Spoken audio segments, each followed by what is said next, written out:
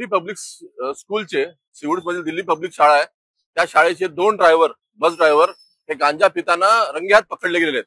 माझ्याबरोबर सूरज कोकटे आहे, त्यांनी आणि त्यांच्या काही मित्रांनी त्यांना रंगेहात पकडलेलं आहे।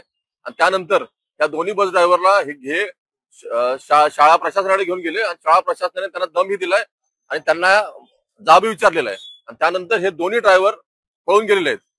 तर आपण बघितलं असेल की अत्यंत गंभीर विषय आहे। तर मनसे आता सध्या येणारे पोलीस स्टेशन मध्ये आलेले आहे।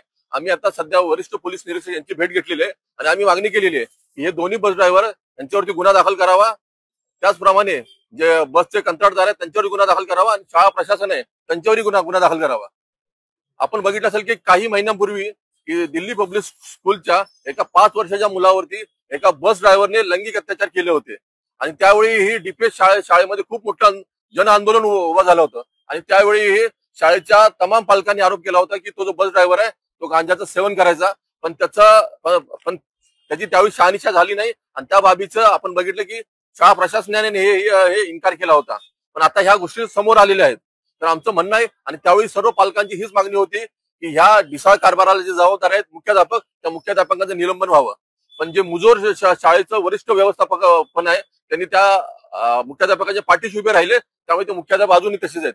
आणि अशा नालायक मुख्याध्यापकामुळे शाळेचं प्रशासन हे ढिसाळ प्रशासनामुळे आता हे अशा घटना वारंवार घडत आहेत।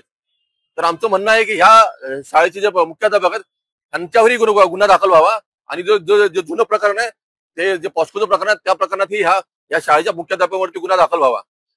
या जे दोन्ही बसचे ड्रायव्हर आहेत त्या बसच्या ड्रायव्हरना साधारणतः 5 वाजण्याच्या सुमारास संध्याकाळी त्यांना रंग्यात पकडलेल्या गांजा पिताना। शाळा सुटते किती वाजता? साधारण 5:30 सुटते। म्हणजे हे दोन्ही ड्रायव्हर गांजा पिऊन बस घेऊन जाणार होते मुलांना नेण्यासाठी त्यांच्या घरी। आपण बघतोय की ही किती गंभीर बाब आहे आणि मुलांचे जीव हे असे जे हे गांजाडे आणि शाळेच्या ढिसाळ प्रशासनामुळे धोक्यात आहेत। त्यामुळे आम्ही आता मागणी करतोय या सर्वांवरती गुन्हे दाखल व्हावे आणि जोपर्यंत गुन्हे दाखल होत नाही तोपर्यंत मनसे शांत बसणार नाही। मनसे ह्याचा पाठपुरावा नक्की करेल।